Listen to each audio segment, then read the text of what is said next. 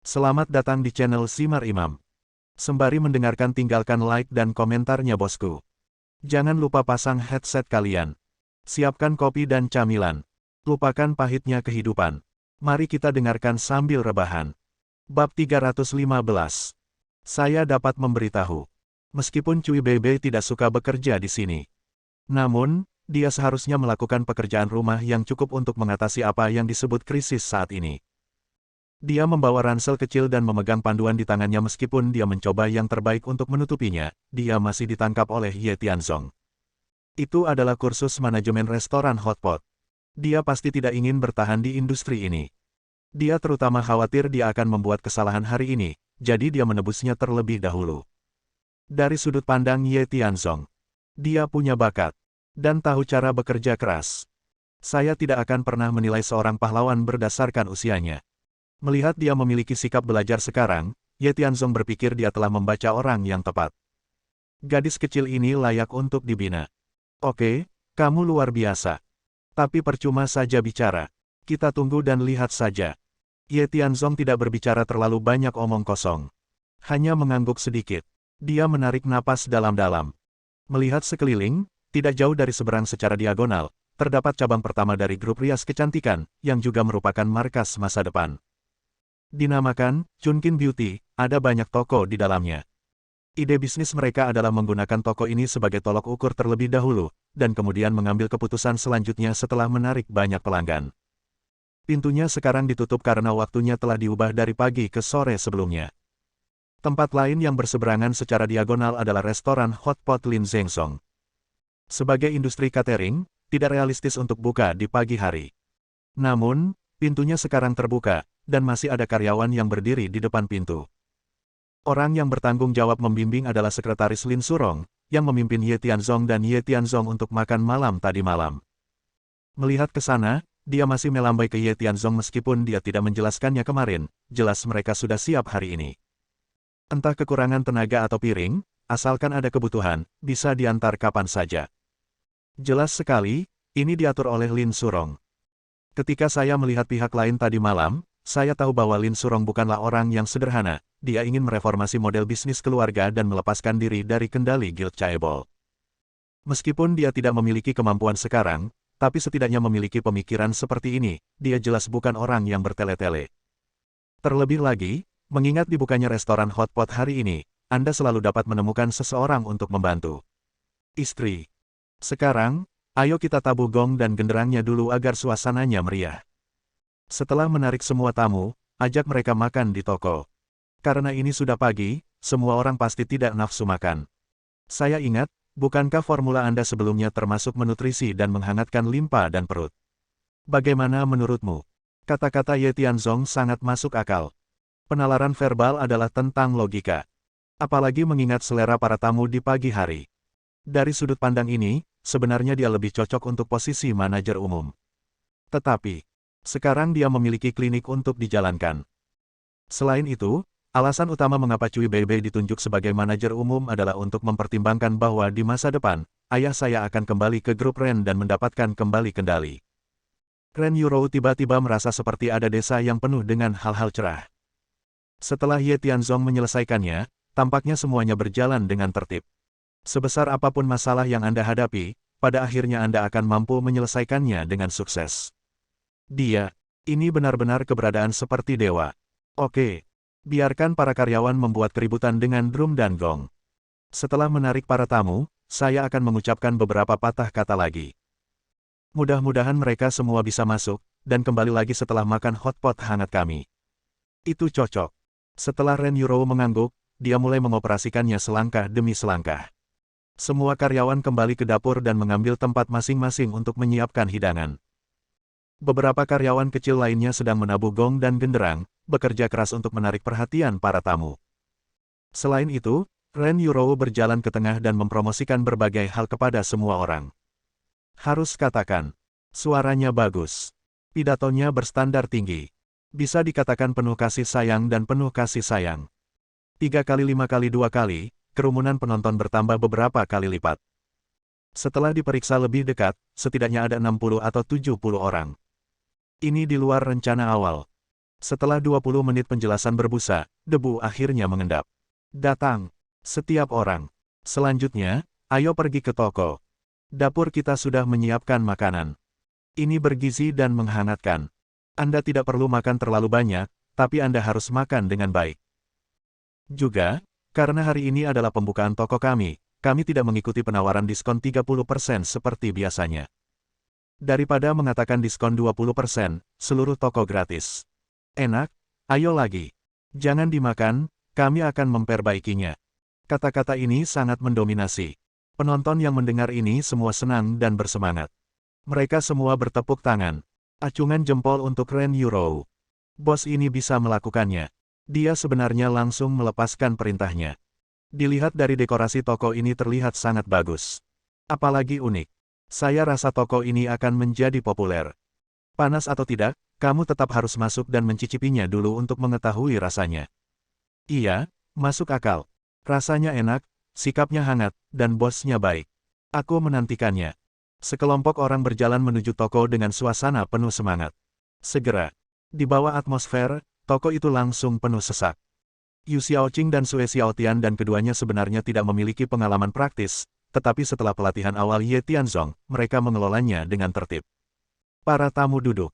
Koki di dapur telah dipilih dengan cermat sejak lama, dan mereka semua sangat baik dalam hal pengaturan hidangan dan efisiensi penyajian. Tentu saja, keduanya adalah manajer departemen, dan Cui Bebe perlu datang untuk mengatur koordinasi. Meskipun dia tidak mau melakukannya, dia bekerja sangat keras dan menyapanya dengan berbagai cara untuk bersaing dengan Ye Tianzong. Semua ini, Anda bisa melihat semuanya.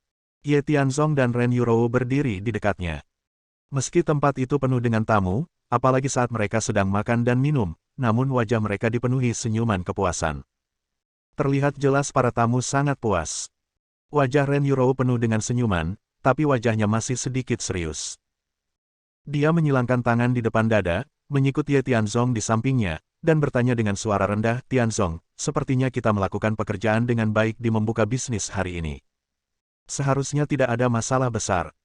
Meskipun saya sangat senang, saya juga merasa bahwa taruhan yang Anda buat dengan Cui Bebe mungkin tidak berhasil.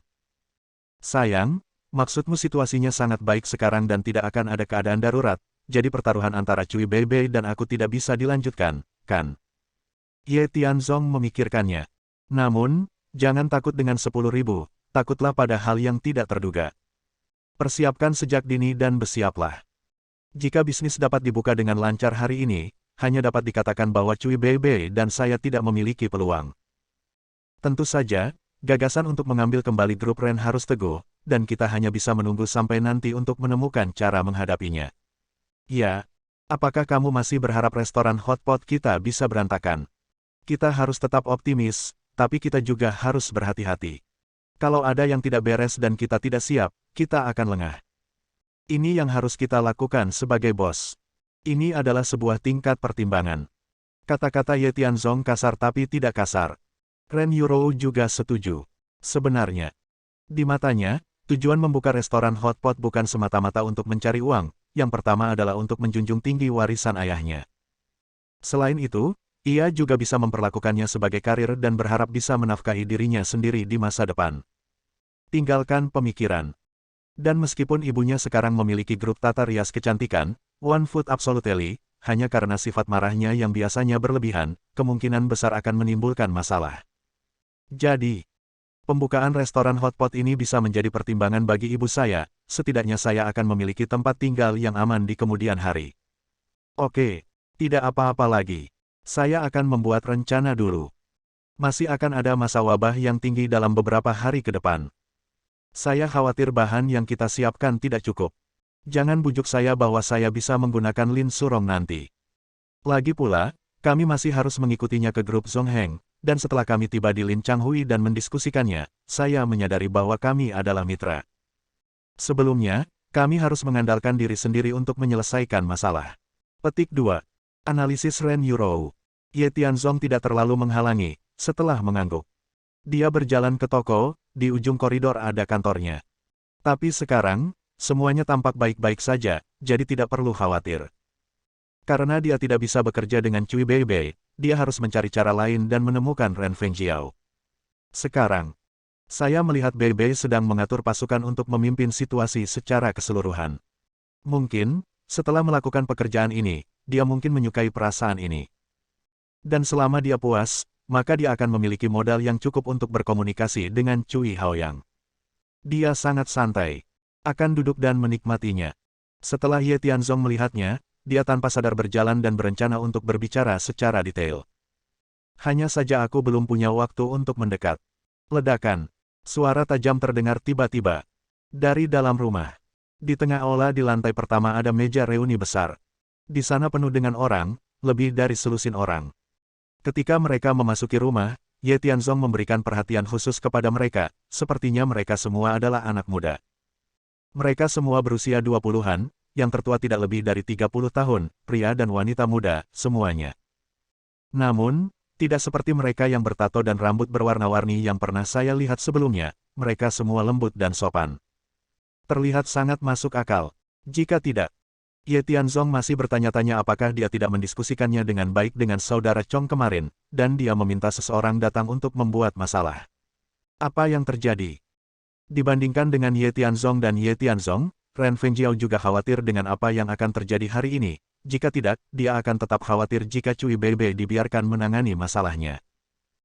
Sekarang, ketika dia mendengar suara yang datang dari dalam rumah, dia sangat gugup, tanpa sadar dia berdiri, berteriak, dan hendak bergegas, tetapi dia dihentikan oleh Ye Tianzong, menggelengkan kepalanya sedikit, dan berkata dengan suara rendah. Bibi kedua, tolong jangan bersemangat. Pokok ini milik istri saya, dan kami akan menyelesaikannya. Anda mungkin ingin membantu karena Anda mengkhawatirkan Cui Bei, tetapi saya khawatir Anda tidak akan membantu, jadi Anda tetap biarkan aku yang menanganinya. Anda, Ren Fengjiao mencibir. Meskipun Ye Tianzong biasanya memiliki beberapa kemampuan, di matanya, dia adalah orang yang sia-sia dan bodoh. Jangan berpikir bahwa Anda bisa menjadi pelanggar hukum setelah meninggalkan keluarga Ren. Tanpa tanda tangan keluarga Ren di sini, pencapaian hari ini tidak akan pernah mungkin terjadi. Bab 316. Ya, itu aku. Ye Tianzong mengangguk sedikit dan berkata dengan tenang, saya bisa memahami suasana hati Anda. Selain itu, ada hal lain yang ingin saya tanyakan nanti, jadi jangan khawatir. Berhenti bicara. Bahkan jika kita berdua akhirnya bertengkar, menurutmu siapa yang akan Yuro bantu? Apalagi kalau aku tidak salah ingat, kakak tertuamu pernah aku tampar beberapa kali. Kamu yakin mau mencobanya? Ye Tianzong mengancam dan memikat. Tetapi ketika kata-kata itu keluar dari mulutnya, Ren Fengjiao memaksakan dirinya untuk menahannya. Ragu-ragu untuk berbicara, dia mendengus dingin, dan berkata dengan nada menghina, oke, saya tidak peduli, tapi saya ingin melihat apa yang dapat Anda lakukan untuk menyelesaikannya. Jelas sekali Anda di sini untuk meminta masalah. Jika Anda bisa selesaikanlah, di masa depan aku akan memanggilmu kakek. Bagus. Ye Tianzong tertawa keras, mengangguk dan berkata, kamu mengatakan itu, tetapi kamu tidak perlu memanggilku kakek, aku hanya ingin kamu mendengarkanku ketika saatnya tiba. Bagaimanapun, aku juga tahu apa yang ada di pikiranmu, dan kita tidak memahami satu sama lain. Terlebih lagi, aku khawatir bukan giliranmu untuk campur tangan sekarang. Bukankah Cui Bei yang kamu bawa cukup mampu? Ayo pergi dan lihat. Setelah berbicara, Ye Tianzong adalah orang pertama yang masuk. Dan kata-katanya mengingatkan dirinya sendiri. Jadi, Ren Fengjiao tidak berani menunda, dan segera mengikutinya. Sekarang, adegan yang awalnya berisik tiba-tiba menjadi sunyi. Tamu dan karyawan lainnya, termasuk Yu Xiaoqing dan Ren Yuro, semuanya bergegas mendekat. Orang yang duduk di tengah dan orang yang berdiri untuk membuat masalah adalah seorang pria botak berusia 30-an. Meskipun wajahnya tidak penuh daging, dia tidak terlihat seperti janggut yang bagus. Saat ini, Ren Yuro, yang datang setelah mendengar berita tersebut, hendak pergi dan bertanya. Tapi Ye Tianzong tiba-tiba meraih lengannya, menggelengkan kepalanya sedikit, dan berkata dengan suara rendah, sayang, jangan panik sekarang.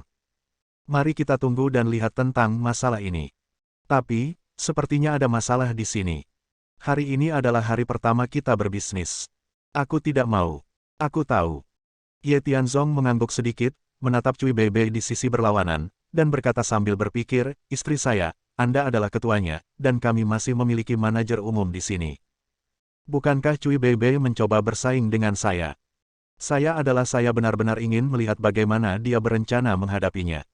Jangan lupa, meskipun dia tidak menanganinya dengan baik, pada akhirnya aku akan mengendalikannya. Kamu harus yakin dengan kemampuanku, bukan? Kata-kata Ye Tianzong meyakinkan dirinya sendiri. Lagi pula, dari yang dulu membenahi keluarga Ren, hingga kini mendirikan yayasan, apalagi yang terjadi di hutan perawan kemarin, bukan berarti langsung yakin, tapi setidaknya membuatnya merasa nyaman. Pokoknya masalah besar bukanlah masalah jika menyangkut dirinya. Oke. Ren Yurou akhirnya mengangguk, berdiri di tempatnya, bersandar pada Ye Tianzong, dan berkata dengan suara rendah, namun, menurutku kelompok orang ini tidak ramah. Aku khawatir akan ada masalah. Kamu akan lebih baik bersiap terlebih dahulu. Bagaimanapun juga, Cui Bei adalah seorang pemuda, jadi dia mungkin tidak mempertimbangkan semuanya dengan baik, lagi pula. Pokoknya, merasa nyaman saja. Ye Tianzong mengangguk sambil tersenyum, dan berkata dengan tenang, tidak menakutkan ketika Anda menghadapi sesuatu. Intinya adalah, kita tidak boleh bingung. Kita tidak jelas tentang situasinya sekarang, jadi kita tidak bisa bertindak terlalu tergesa-gesa. Setuju di sini. Ren Fengjiao juga bergegas mendekat dan berdiri di belakang mereka berdua. Setelah mendengar gumaman mereka, hatiku semakin terganggu. Kedua orang ini, mengapa mereka masih berdiri di sini, dan mereka bersikeras membiarkan Cui Bei menanganinya. Halo Tuan. Sekarang, Cui Bei berjalan mendekat. Yu Xiaoqing dan Sue Xiaotian masih menunjukkan bahwa kelompok orang ini tidak ramah dan sulit untuk dihadapi. Tetapi, Cui Bei sudah lama sibuk, tetapi belum menemukan kesempatan yang cocok untuk melenturkan ototnya. Jadi, dia sama sekali tidak mendengarkan bujukan keduanya, tetapi berjalan ke tempat tersebut sendirian. Pria yang masih membuat keributan itu langsung terdiam. Dia seharusnya penduduk asli Linceng. Saat makan hotpot, saya suka bertelanjang dada dan memakannya. Kini ia masih memegang sumpit di tangannya, dan terdapat seekor lalat kecil di tengah-tengah sumpit tersebut. Meski kecil, namun tetap sangat mencolok karena dipilih secara khusus oleh pihak lain. Ada beberapa lalat yang berterbangan di seluruh dasar hotpot. Para pemuda dan pemudi yang duduk-duduk juga meletakkan sumpitnya, dengan ekspresi kesal di wajah mereka, jelas tidak puas. Apa yang salah? Mengapa ada lalat di dasar hotpot ini? Kelihatannya menjijikkan. Seharusnya tidak ada apapun pada makanan yang kita makan tadi. Siapa yang bisa mengetahui hal ini dengan jelas? Toko ini baru buka hari pertama hari ini. Seharusnya tidak melakukan hal seperti ini. Para penonton sekarang sangat marah, dan ada juga beberapa orang higienis yang terus-menerus muntah. Lihat situasi ini. Jelas. Para tamulah yang terlambat dan sekarang merasa tidak puas. Segala macam pukulan dan teriakan. Cui Bei terkejut sejenak, sangat sulit menghadapi hal semacam ini. Jika hal ini tidak ditangani pada tempatnya, kemungkinan besar akan menimbulkan reaksi berantai, bahkan menyebabkan toko baru tutup. Setelah jeda singkat, dia segera bereaksi, berjalan mendekat, dan berkata sambil tersenyum ramah, saya adalah manajer umum toko ini. Apakah Anda punya kebutuhan? Apakah kamu buta? Pihak lain tidak sopan. Setelah mendengar perkataan Cui Bei, dia langsung berteriak dengan tidak senang, apakah kamu tidak melihat apa yang ada di sumpitku? Ada juga alas hotpotnya, dan teman-temanku. Mengapa ada semua lalat di dalam mangkuk?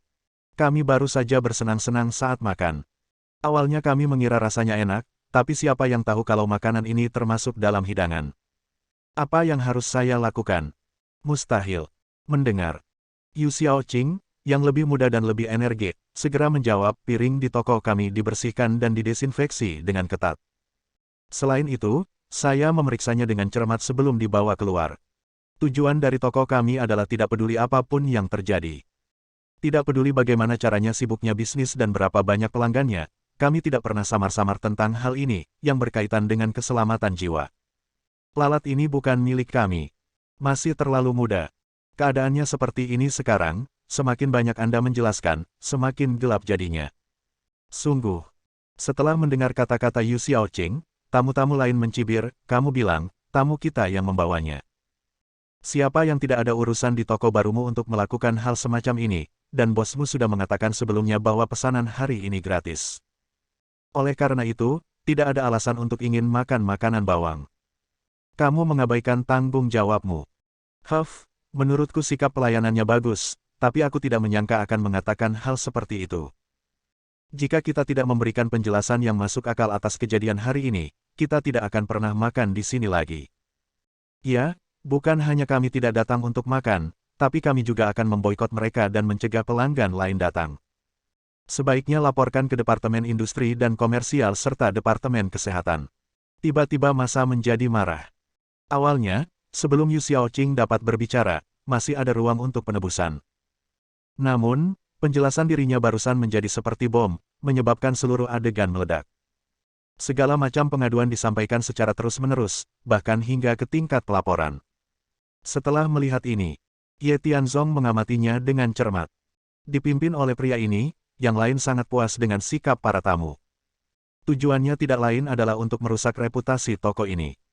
Katakan padanya secara langsung bahwa pihak lain itu pasti diperintah oleh seseorang, tapi siapa orang di baliknya? Jangan khawatir. Tugas paling mendesak adalah menekan situasi ini secepat mungkin. Sungguh, Yu Xiaoqing adalah orang dengan temperamen yang relatif berani, dan dia masih ingin berdebat dengan alasan. Dan Cui Bebe terlihat muda, tapi dia masih sangat kolot dalam menangani sesuatu. Mengetahui bahwa itu tidak baik untuknya, dia segera mengedipkan mata pada Xiao Wangsue, dan dia segera menekan Yu Xiaoqing. Pada saat yang sama, Cui Bebe juga cerdas. Alih-alih terburu-buru menjelaskan, dia memimpin untuk menenangkan pria itu dan berkata, "Sekarang, jangan bicara tentang lalat. Singkatnya, makanlah di restoran kami agar bahagia dan bahagia, karena ada masalah, mari kita selesaikan dan tenang." Pembicaraan. Dia pun memerintahkan dengan suara lantang, "Para tamu yang terhormat, kembalilah makan dulu. Ini hanya kesalahpahaman. Ini akan segera terselesaikan. Apalagi untuk menyampaikan permintaan maaf kami, makanan kami hari ini tidak hanya gratis, tapi kamu juga bisa membawanya setelah kamu memesan hari ini. Setelah selesai, Anda bisa membawanya pulang. Selain itu, kami juga akan membentuk Departemen Inspeksi Penonton khusus dan meninggalkan saluran untuk dapur belakang. Tamu dapat datang untuk mengunjungi dan mengawasi." Bagus sekali.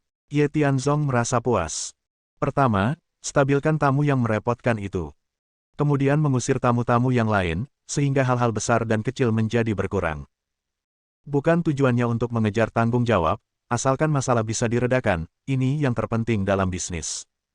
Hanya, dia benar-benar tidak tahu betapa mahalnya harga makanan, beras, minyak dan garam. Sungguh menyedihkan untuk makan gratis dan mempertahankannya sepanjang hari. Sekarang Anda bisa makan dan mengambil apapun yang Anda mau. Ini dianggap membakar perahu. Sungguh, efeknya langsung terasa. Tamu-tamu lain yang masih sedikit mengeluh, kini semuanya mengangguk. Anda bisa makan gratis, dan Anda juga bisa mengambilnya. Intinya para tamu juga diperbolehkan mengunjungi dapur belakang, sehingga bisa makan dengan tenang dan merasa aman. Jadi, segera, semua penonton pergi satu demi satu. Setelah melihat keadaan ini, laki-laki tersebut tidak berniat untuk melepaskannya, namun menolak untuk melepaskannya, ia langsung melemparkan sumpitnya dengan marah dan meraung, "Menurutmu ini akan baik-baik saja? Ada lalat di dalam panci. Ini faktanya. Anda membiarkan tamu lain mengambilnya, tapi bagaimana dengan saya? Izinkan saya memberitahu Anda, jika Anda tidak menanganinya dengan baik, saya akan melaporkan Anda. Jangan pergi, semuanya. Meskipun itu diberikan kepada Anda secara gratis, kamu berani makan sesuatu yang ada lalat di dalamnya. Kamu membantu para pelaku kejahatan." Saat pria itu meraung, orang lain pun mulai berbincang, mereka semua seperti sarang ular dan tikus. Setelah serangkaian keluhan dan cemoohan, para tamu yang semula berencana untuk berbalik dan pergi semuanya berbalik lagi. Meski semua orang suka mendapat makanan gratis, tapi jika itu semua junk food, saya lebih suka tidak memakannya. Apa yang harus saya lakukan, Manajer Cui? Melihat situasi yang semakin tidak terkendali, tidak hanya orang-orang yang makan di dalam toko, tetapi juga orang-orang yang melihat-lihat di luar pintu pun turut serta. Ketika mereka mendengar lalat sedang makan di dalam toko, mereka semua penasaran dan menonton. Beberapa orang bahkan mengeluarkan ponsel Anda untuk merekam video dan menyiarkannya secara langsung. Segera, panas dihasilkan. Bagaimanapun, ini adalah jalan pejalan kaki, dan sudah terkenal, tetapi sekarang hal ini terjadi lagi, benar-benar membuat takut orang. Bahkan Yu Xiaoqing tidak berani berbicara enteng, Sue Xiaotian membungkuk dan berkata dengan suara rendah, "Manajer, mengapa kita tidak berdamai dengan tamu ini dulu? Jangan bicara. Sekarang, fokusnya adalah meminimalkan tekanan opini publik. Yang terbaik adalah menghindari hal yang serius dan mengambil perhatian yang ringan."